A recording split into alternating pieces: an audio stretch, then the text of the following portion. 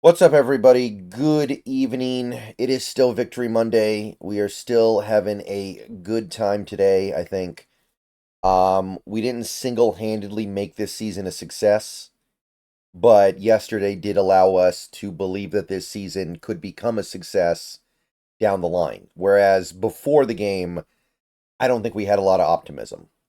So, obviously, having this season be revitalized with that win in San Fran yesterday is great. But we all know that there's a bigger picture beyond just this one season.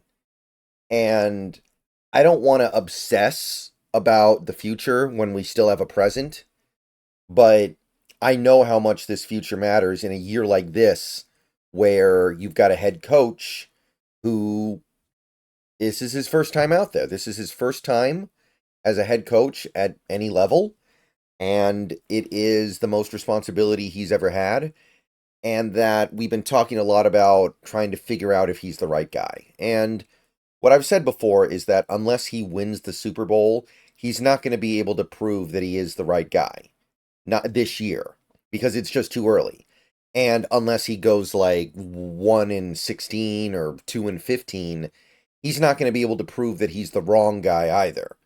It's just too early. I guess maybe if the players stage an open revolt and it seems like everybody hates him and there's some kind of Nathaniel Hackett like level of incompetency, that might prove it, but that was never realistic. That's an extreme circumstance that almost never happens in the NFL. So I said that we're not going to know for sure for a couple years, but we can definitely get strong indicators early on. And what we have seen the last two games from the Seattle Seahawks, I think, is a pretty strong indicator. So I want to talk about something that has happened in the last couple of Seahawks games that I think is notable. Before I get into this, though, I hope you like this video. If you do, please click the like button down below, the thumbs up, sub if you're new, click the bell for notifications, become a channel member for $2 a month. Those are the best ways to support. So let's check around RBSDM, which is one of my favorite websites on the internet, run by Ben Baldwin and Sebastian Carl. So they do some good stuff over there. They keep track of some good data. I really like the work that they do.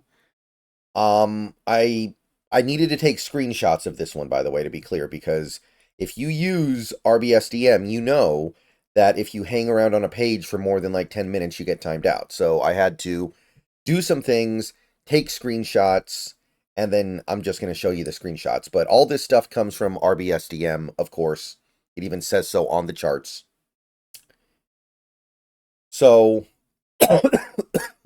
excuse me. You guys remember this.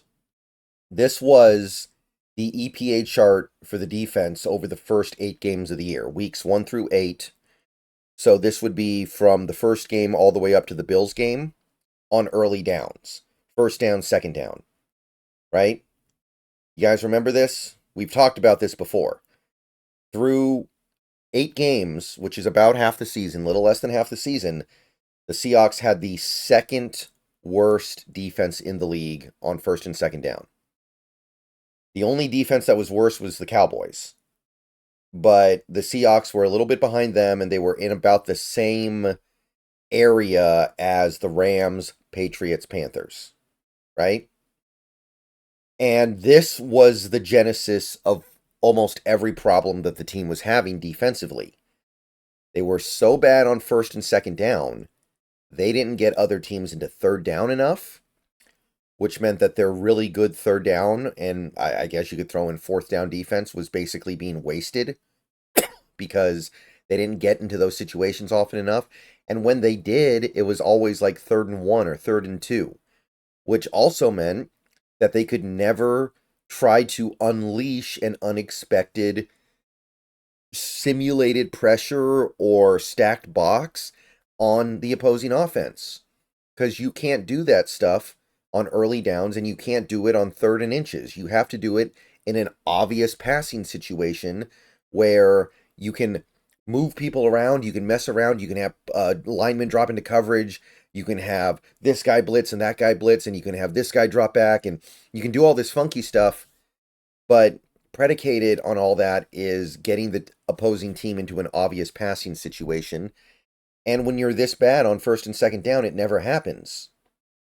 So the reason why the cutoff is at week 8 is obviously because that was our last really bad defensive performance.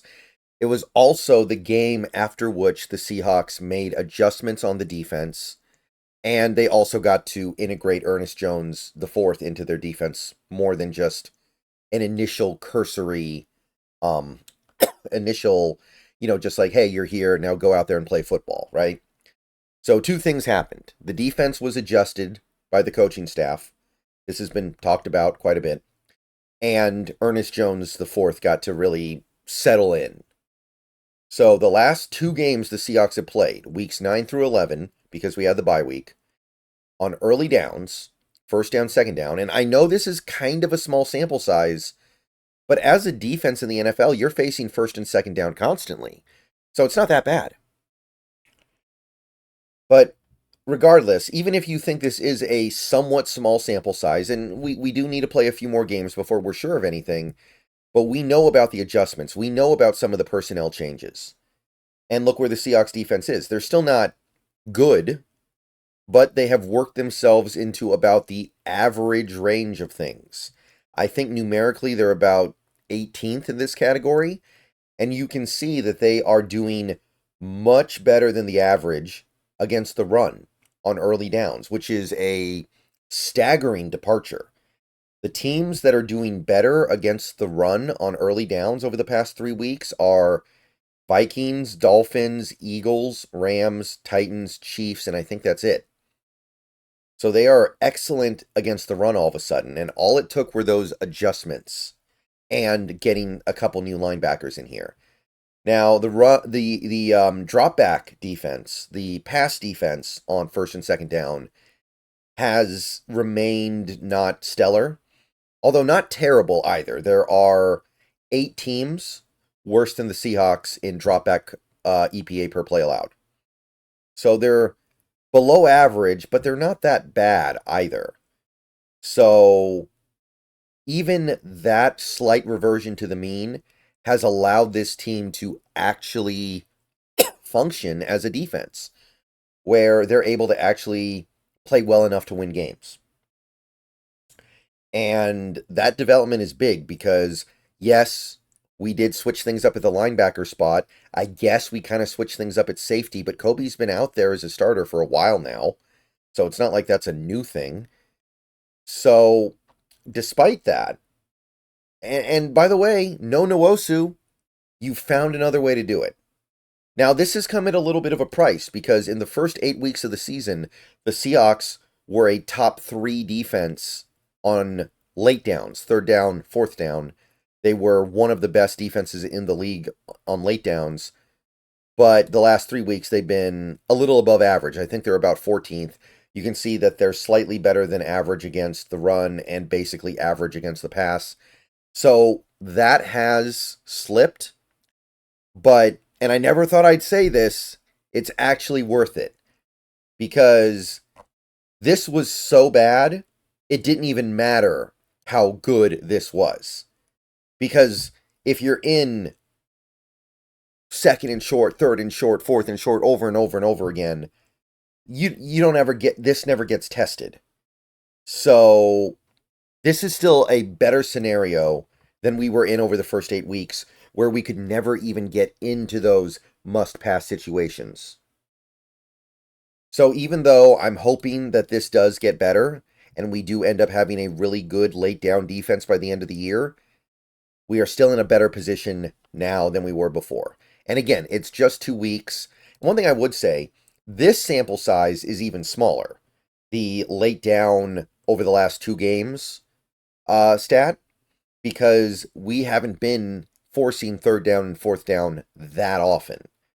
It's it's still better than it was, of course, but you're still talking about a sample size of probably what? Less than 25, less than 30 plays? So I'd keep an eye on this. But the point I'm trying to make here is that the thing that I've been a little bit frustrated with on Mike Macdonald over the first couple months of the season, And the thing I wondered about was, well, look, he doesn't have his perfect personnel. He doesn't have perfect players for what he wants to do. I understand that he probably would like to have something a little more in line with what he had in Baltimore in terms of the players, but he's got to work with what he has. And a good coach should be able to adapt to what he's got to work with. These last couple games, he is adapting to work with what he's got. And in one case, he even went to his bench and maybe has actually found a big time solution in Tyrese Knight that was on this team the whole time. So it's not all just, oh, I'm going to go out and spend assets to get the best players. No, it's I'm going to look at what I have and find a way to piece it together. I'm not going to force my players that cannot do what I'm asking them to do to keep doing it. And this is something more so than even just the win that I point to and go, I think Macdonald's the guy. Macdonald did this. Macdonald has taken a defense that was one of the worst in the league over the first 8 games of the year. And I was saying, we need to adjust. We need to do things differently. You got to show me that you can coach the roster that you have instead of the roster that you want. And he's done that. I think overall on defense, our EPA per play over the last 2 games is like 14th. So basically average. That's a big step up. And again, this doesn't mean we're going to the Super Bowl. This doesn't mean we're going to win a bunch of championships now. What it does mean is that our coach is showing you, he is providing evidence that he is the guy, ultimately. All right. See you guys later. Enjoy this Monday night game. Go Hawks. Going to be on Twitch later tonight, probably. Going to be posting more videos tomorrow, almost certainly. See you guys then. Go Hawks.